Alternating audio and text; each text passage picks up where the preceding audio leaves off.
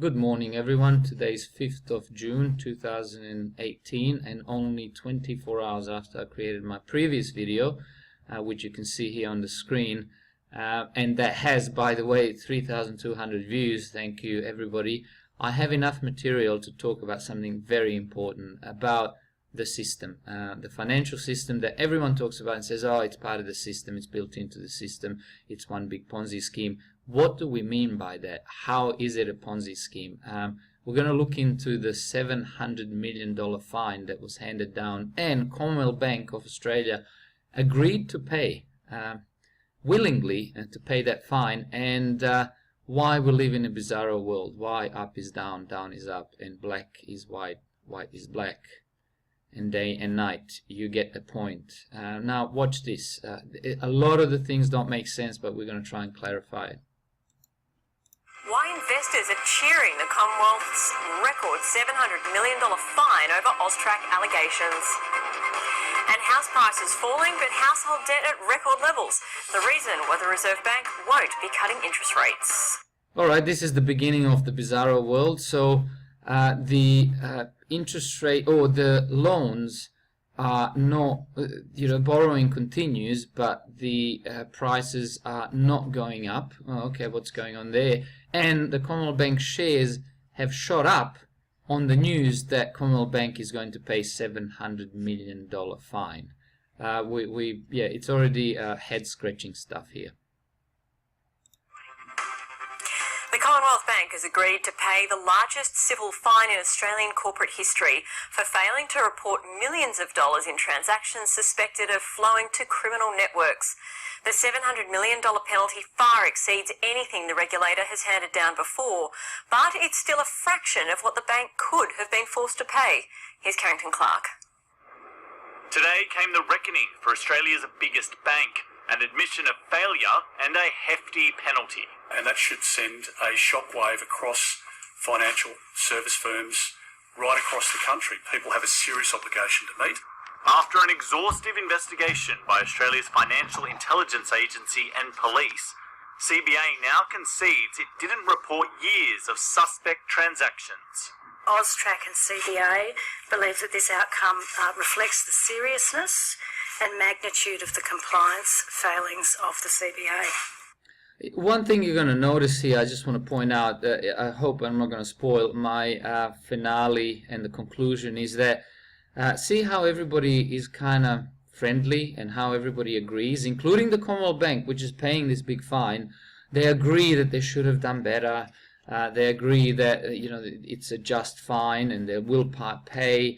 They agree to pay. Like, this doesn't look like anything like you would have expected, where, God forbid, some of these bankers are put in jail. But keep watching. CBA has agreed to pay $700 million for breaching the Anti-Money Laundering and Counter-Terrorism Financing Act more than 53,000 times. As a result, millions of dollars laundered by drug and firearm networks went undetected. If we don't have proper oversight of transactions, criminal syndicates take advantage of it. That's exactly what happened here. Today's penalty dwarfs last year's fine dished out to Tabcorp for breaches of the same act. Despite the record sum, CBA shares soared today, up more than 1.4%. That means the company's value actually increased by around $1.8 billion. Investors know that the fine could have been much bigger. If you extrapolate the number of fines with the average fine allowed through the legislation, it gets up to $1 trillion. And there might have been other considerations for Matt Common. A new CEO wants to get rid of all the old baggage. He wants to start without future problems hanging over his head. Analysts say the regulators appear to be taking a more aggressive approach, with ANZ now facing allegations of cartel behaviour and charges that carry potential jail time. CBA's penalty will now be referred to the federal court for approval.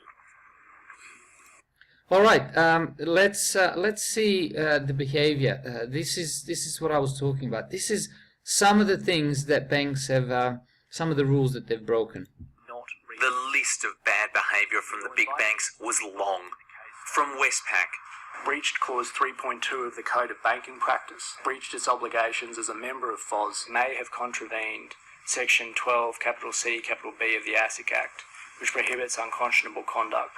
From Commonwealth Bank. The conduct of CBA may have constituted a contravention of Section 12, capital D, capital A of the ASIC Act. Failed to notify ASIC of this issue pursuant to Section 912, capital D of the Corporations Act. And there were others. The closing statement of the third public hearings of the Royal Commission took hours to read. And all right, well, that's some of the things, wrongdoings they've done. And interestingly, again, like I said, the bank's executives and representatives that are being questioned are just calmly agree, and that's okay. You know, it is a game, but I haven't got to my conclusion yet. But watch this here. NAB had no lawful entitlement to insist on the full proceeds of Goanna Downs being used to pay down the debts of National Music. That's correct. That's correct. That's all you hear from them. And then there's more. Westpac also misled the Financial Ombudsman Service investigating it. So it should have been disclosed to FOS. And Oh, should have been disclosed. Oh, sorry. Yeah, we understand. Yes, we've done. They're admitting it like nobody would ever admit anything in court that lightly, that easily. no one's seen any evidence of disciplinary action. No, I haven't. But now, they're very sorry. My call is this is wrong. We shouldn't have done it. I understand. I've said that in my statement. I thought we made an error and we shouldn't have passed that error on to our customer. And that was a bad call by us. The tales of... Oh, the bad call by us. Look, we tried our best. We didn't do this deliberately. We really wanted to help our customers and the community and all that rubbish. It was the bottom line. It was the money. But how? So what is the part of the system here? What's going on? But before the big conclusion, let's put all this into perspective, or let's get our Elise put this to perspective with the numbers. So taking a look at the numbers, 700 million is a huge jump from the 45 million that Tabcorp was charged for money laundering, but in context of CBA's profits last year, it's a pretty small hit. And when contrasted against the $1 trillion that the fine could have been, it's infinitesimal. Okay, it's infinitesimal. I would have to Google that word, but I will take her word for it. Okay, I had a conversation to my mum last night, and she said, "Oh, can you see what Commonwealth Bank is doing, what they've done, and $700 million fine, and it's unbelievable." And I said, "Mum, this is a rigged game. You are the sheep. I am the sheep. We're all the sheep. And it's one big shearing operation." So imagine this, Mum. Somebody tells you, police tells you, that you can go into the shops, into the supermarkets and take whatever you want, and they'll turn the blind eye and you'll be fine. But you have to give them 10%. All right. Now when you give them 10%, so they're good with it. That's why they're turning the blind eye. And then you keep going to the shop and getting freebies, and you're happy with it, and the police is turning the blind eye because they're getting 10%, they're getting the cut, but they're not the ones actually taking it, because they're already taking it from people, but they can't take any more, so they would like some sort of proxy to be getting an extra 10% from them. And then 5 years later, after you've had a really cushy good life, then they come back, turn around and say, "Hey, you're going to have to tell us what you've done. We're going to have this Royal Commission. We're going to put you in court on the stand, and you're going to have to tell us what you've been doing." But they, behind the closed doors, they actually tell you, "Look, you're going to agree to everything. You're going to admit everything and say how sorry you are, and we're going to slap you a fine. By the way, you made $1 billion out of this, but we're going to fine you.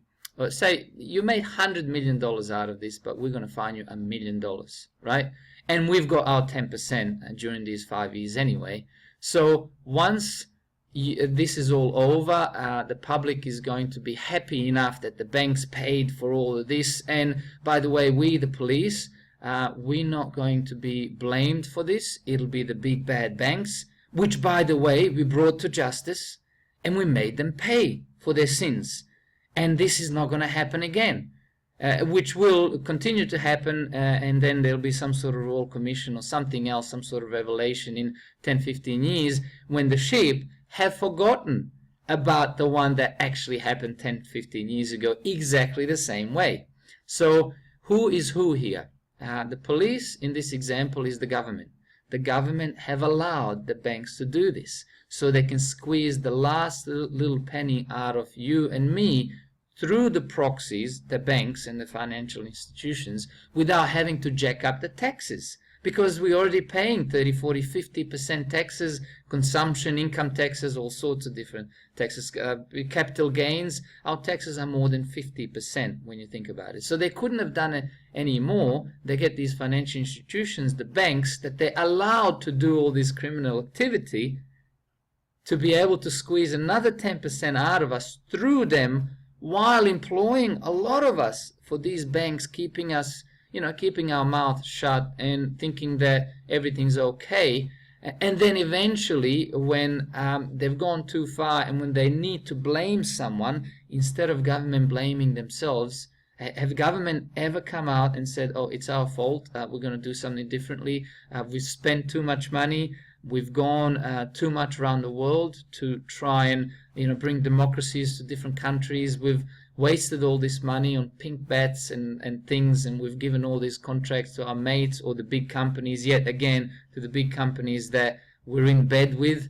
So they're not going to say that. They have to blame someone else. So the perfect people to blame is the banks. And the beauty about it is that the banks are not even people. You have the CEOs, and one CEO goes, the new CEO comes in, like the new CEO of the Commonwealth Bank was working for Commonwealth Bank.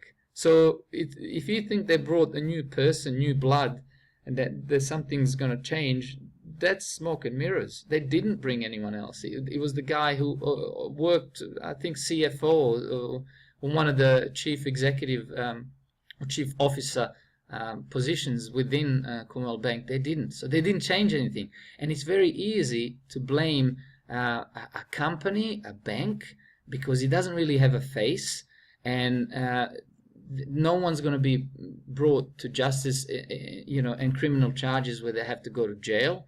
It'll just be a fine. And who pays the fine? It pays the company.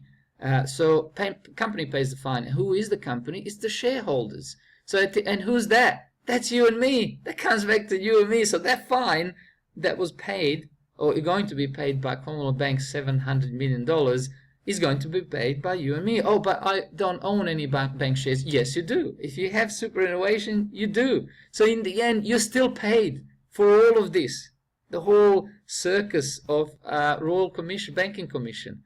So you can't win. This is the system. The government has shifted the blame and actually blinded everybody from seeing the real cause and the real culprit in this whole game being them, the government, who need to reduce the spending and spend our money better to the banks. And then nothing changes, everything continues. I mean, you even had the Dutton, the minister, the finance minister, whatever he is, come out and say, oh yeah, we're going to have to do this better, and we have to make sure that these banks can't do it because there was money laundering from drug cartels and guns and all that sort of stuff. That's how they scare the sheep, so that way we can hand over even more money using taxes and other ways to the government, who, by the way, are in the clear here. It's the banks. See, you got to understand. It's the banks. We've done everything we could, but it's the big bad banks. We didn't know what was going on, and that's the crux of the game. I hope I explained that really well. It was a bit of a rant, but just before I went to bed last night, I talked to my mum, and she goes, "You really explained it really well. I go to the bank, or I go to the shop, take anything I want because the police told me to." And then 5 years later, they say, well, now you're going to have to answer for it all and tell us what you've done, and bad you.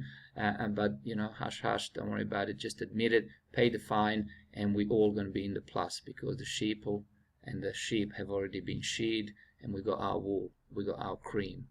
And the system continues, and the real culprits are still free, that being the government. Well, That's it for today.